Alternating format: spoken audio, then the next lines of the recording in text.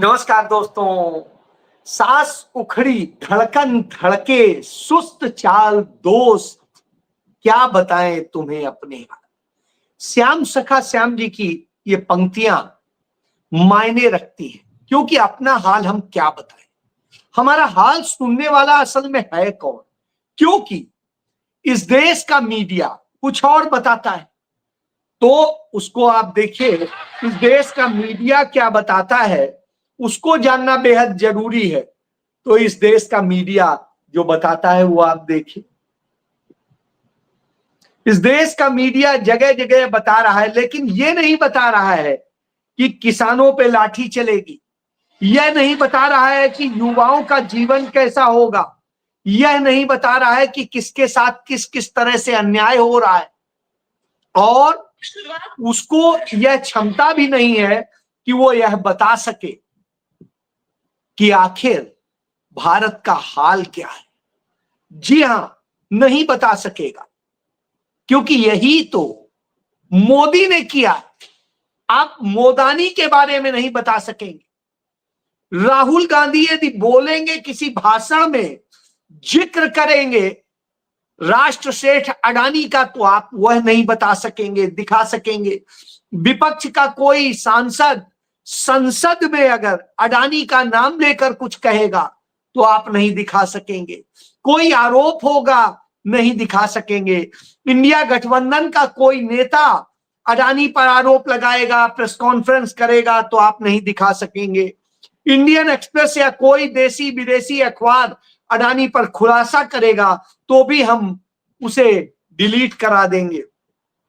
इसके अलावा किसी के भी बयान में, किसी खोजी पत्रकार की खोजी रिपोर्ट में, अमेरिकी मीडिया में, अमेरिकी कोर्ट में कोई आदेश होगा तो भी हम नहीं दिखा सकेंगे, नहीं बता सकेंगे। कुल मिला के हम राष्ट्र सेठ के बारे में चर्चा नहीं कर सकेंगे। तो साहब फिर किसकी चर्चा करेंगे? चर्चा करेंगे हम, चर्चा करेंगे इस बात की कि मोदी के दूसरे प्रिय मुकेश अंबानी कहेंगे कि नरेंद्र मोदी का 75वां जन्मदिन है और वो 2047 तक भारत के प्रधानमंत्री रहे। इसके लिए हम पूरी तरह समर्पित हैं, इसके लिए काम करेंगे। मुकेश अंबानी कहें कि 2047 तक नरेंद्र मोदी ही भारत के प्रधानमंत्री रहे, इसके लिए मैं देश की इंडस्ट्रीज, अंबानी परिवार, देश के कारोबारी समुदाय, रिलायंस समूह की ओर से उन्हें जन्मदिन की बधाई देते हुए इच्छा करते हैं कि 2047 तक देश के प्रधानमंत्री नरेंद्र मोदी ही रहे, जब देश की आजादी के 100 साल पूरे। जी हां, तो क्या मुकेश अंबानी इस देश की सारी इंडस्ट्री के लीडर हैं, वही मालिक हैं? क्या वही तय करेंगे कि देश में कौन होगा और कौन नहीं होगा? क्योंकि वंतारा को उनके क्लीन चिट मिल गई है, क्योंकि उनके तमाम सारे काम धंधे चल रहे हैं और ट्रंप से उनकी करीबी मोदी को भा रही है और मोदी का लाइजन उनके तरफ से हो रहा है। तो उस स्थिति में यह बात सामने आ जाएगी। अगर किसी और के लिए इस तरह इंडस्ट्रीज ने कहा होता, इस तरह देश भर के अखबारों ने मोदी को जिस तरह से परोसा है वो परोसा होता, तो आज क्या होता, देश के अखबारों पर क्या लगता? कभी कोई अखबार यह क्यों नहीं दिखाता है कि उत्तर प्रदेश में वाराणसी सीट पर नरेंद्र मोदी 7 राउंड तक यूं हारते हुए दिखाई दे रहे थे, और जब हारते हुए दिखाई दे रहे थे अचानक जीत कैसे गए? कैसे यह हुआ कि 3 कमरों के एक घर में 4271 वोटर बन गए? कैसे वो सारे सच आ गए? तो वह नहीं बता पाए।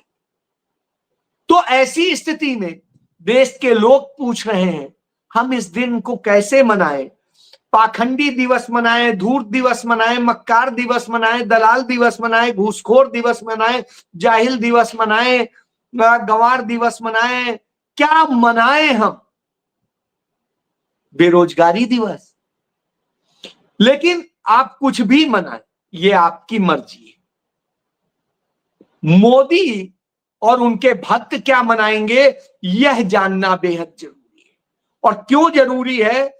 क्योंकि ऐसे मनाने के लिए तरीके अब सिखाए जाने लगे कि जब मोदी आएंगे तो कैसे आप ताली बजाएंगे, कैसे उनको मोदी मोदी चिल्लाएंगे, इसका प्रशिक्षण दिया जा रहा है और देश भर में दिया जा रहा है भाजपा के कार्यालयों में। एक कार्यालय का मध्य प्रदेश में धार में भाजपा के प्रदेश प्रभारी ने एक मीटिंग में कार्यकर्ताओं को वो सिखाया, तो वो देख लीजिए। इससे आपको समझ में आ जाएगा कि नरेंद्र मोदी का पूरा खेल क्या होता है, इवेंट क्या होता है, मदारी का जो कहा जाता है खेल, वो क्या होता है। देखिए, लेकिन हम लोग कैसे लगाएंगे? और ध्यान रखना, एक एक बात पे रिस्पांस होना चाहिए। ताली कैसे बजनी चाहिए और तालियों की गड़गड़ाहट से स्वागत कैसे होना चाहिए। मोदी जी का जब मंच पे लोग कहेंगे कि मोदी जी अब मंच पर आने वाले हैं, एंकर बोलेगा, तालियां बजना शुरू हो जाएंगी और मोदी मोदी का नारा शुरू। जरा ताली बजाइए। ताली कैसे बजाते हैं आपने? अभी मजा नहीं आई। कुछ लोग बजा रहे हैं, कुछ लोग नहीं बजा रहे हैं। जरा जोरदार तालियां, 5 मिनट की तालियां देखे कैसे बजाते हैं। जोरदार तालियों के साथ स्वागत है। उसके बाद मोदी जी का नारा कैसे लगेगा? नारा बता लो। नारे के 2 तरीके हैं। एक तो एंकर, अरे नारा तो दिल से निकलता है, नारा तो अपने आप से निकलता है। फिर आप शुरू हो जाना। अब बदनावर में इतनी ताकत है कि जब आप बोलना शुरू करोगे तो बाकी तो बोलना शुरू ही कर देंगे। तो हमको आपको मोदी मोदी करना है। अब जरा दो बोल के दिखाइए। मैं डायरेक्शन नहीं दूंगा, आप अपने आप से जरा नारा करके दिखाइए। बोलिए।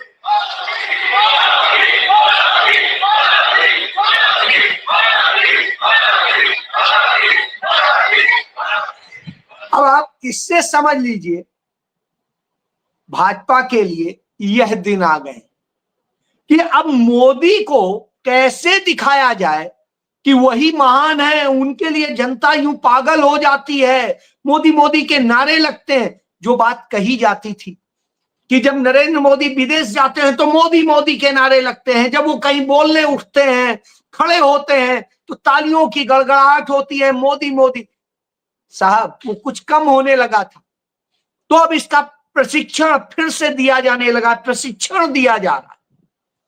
देश में पहली बार ऐसा हो रहा हो। देश के करोड़ों लोगों की खून पसीने की कमाई लगा करके सारे अखबारों, सारे चैनलों में विज्ञापन दिया जा रहा है, सब कुछ किया जा रहा है। जैसे दुनिया में पहले व्यक्ति नरेंद्र मोदी हो जो 75 साल के हुए हैं। कोई इसके पहले हुआ ही नहीं होगा शायद। चलिए भाई, 75 साल का हमें बूढ़ा मंजूर है यदि वो कुछ अच्छा कर देता। लेकिन मैं इसको दिखाना चाहूंगा कि जब नरेंद्र मोदी और भारतीय जनता पार्टी की सरकार यह कहती है कि भारत दुनिया की 4थी बड़ी इकोनॉमी बन चुका है और भारत 3री बनने वाला है, भारत तो ग्लोबल लीडर बन गया है, भारत की इतनी अच्छी अर्थव्यवस्था है, तब निकल के आता है कि भारत की प्रति व्यक्ति आय जिसमें अडानी अंबानी जैसे सारे पूंजीपतियों की आमदनी जुड़ी हुई है, तो भी वो इतनी नहीं है कि व्यक्ति साल भर आराम से, साल भर की कमाई से साल भर वो पूरा आराम से खा पी सके, अपने बच्चों को खिला सके, अपनी जरूरतें पूरी कर सके। जब यह प्रति व्यक्ति आय नहीं है तो ऐसी स्थिति में आप कहेंगे अच्छा, तो आपको एक और दूसरा सच दिखाते हैं। जो नरेंद्र मोदी भारत को दुनिया की सबसे आगे तेजी से बढ़ती हुई अर्थव्यवस्था साबित करने के लिए कुछ भी करते हैं, उन्हीं के चचेरे भाई क्या कहते हैं वो सुनिए। ये देखिए, मोदी के चचेरे भाई ने कहा 5,000 रुपए ही कमाता हूं, लेकिन कभी मदद नहीं मांगी। यानी 5,000 रुपए महीने का मतलब है, जब ये कहते हैं नरेंद्र मोदी के भाई जो वडनगर में रहते हैं, भरत भाई मोदी और अशोक भाई मोदी, दोनों की, एक की उम्र 61 साल है, एक की 65 साल, और जब वो ये कह रहे हैं तब आता है कि यानी टोटल साल भर की 60,000 रुपया हुई। तो जो प्रति व्यक्ति आय नरेंद्र मोदी बता रहे हैं इस देश के लोगों की, कानूनन जो सरकार बता रही है, वो तो उससे कई गुना ज्यादा है। तो फिर यदि वो उससे ज्यादा है तो ये इतना ही कमा रहे हैं। हां, क्योंकि वो जो बताई जा रही उसमें उन सेठों की भी आमदनी जुड़ी, ये ओरिजिनल बता रहे। अब सोचिए, 5,000 रुपए महीने की कमाई से वो अपना घर चला ले रहे हैं। गजब की स्थिति है कि नहीं? यानी इस देश की इतनी बुरी स्थिति है कि व्यक्ति 5,000 रुपए महीने ही सिर्फ कमा पा रहा है। नरेंद्र मोदी ने तो 12 लाख रुपए तक की आमदनी पर इनकम टैक्स खत्म कर दिया है। तो फिर इतनी बुरी स्थिति है। जब इतनी बुरी स्थिति हो तो नरेंद्र मोदी किस बात का ज्ञान दे रहे हैं, और क्यों वो 2047 तक चाहिए? क्योंकि जिनकी आमदनी बढ़ रही है वो दो लोग हैं, और ऐसे पूरे देश में 100 लोग हैं, सिर्फ 100 लोग जिनकी आमदनी इतनी तेजी से बढ़ रही है। अब आप देखिए, नितिन गडकरी के लड़के की 1 साल के भीतर 18 करोड़ की कंपनी कितने की हो गई? 700 करोड़ कुछ की। इसी तरीके से अमित शाह के लड़के का काम चंद समय में कितने हजार गुना बढ़ गया, देख लीजिए। और जब कोरोना काल था, जिस समय पूरा देश एक एक रुपए के लिए मोहताज था, उस वक्त गौतम अडानी की आमदनी 1800% बढ़ गई थी, और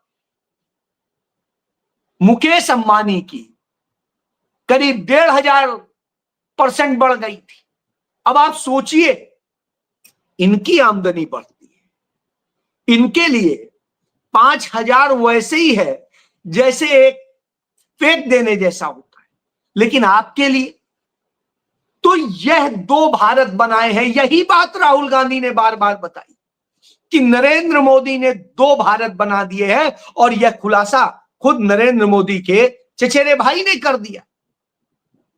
अब उनके जब चचेरे भाई ये खुलासा कर देते हैं कि भारत में वो 5,000 रुपए महीने पर ही जीते हैं, और एक तरफ इतने बड़े पैसे के साथ आलीशान जिंदगी जीने वाले, अय्याशी की जिंदगी जीने वाले लोग, खुद नरेंद्र मोदी के ऊपर रोजाना भारत सरकार करीब 4 करोड़ रुपया खर्च करती है।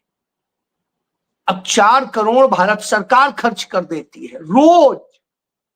इतना महंगा प्रधानमंत्री कभी देश में नहीं हुआ था, लेकिन है चाप।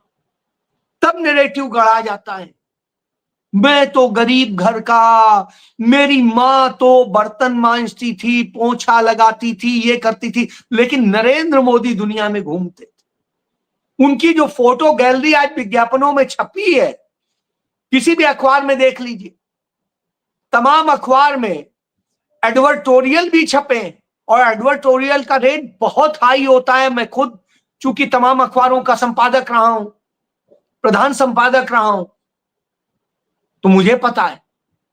अब आप सोचिए, जब यह स्थिति हो तो ये पैसा इतना उड़ाया क्यों जा रहा है, उसके लिए क्यों नहीं किया जा रहा?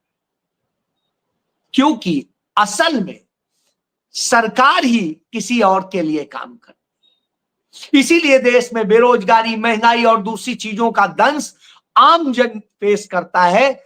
उनके लोग तो एंजॉय करते हैं, और इस देश के 100 पूंजीपतियों के पास में इस देश की सारी संपत्तियां, और बाकी जो बचे वो 140 करोड़ बर्बाद है, उनके जीवन खराब है।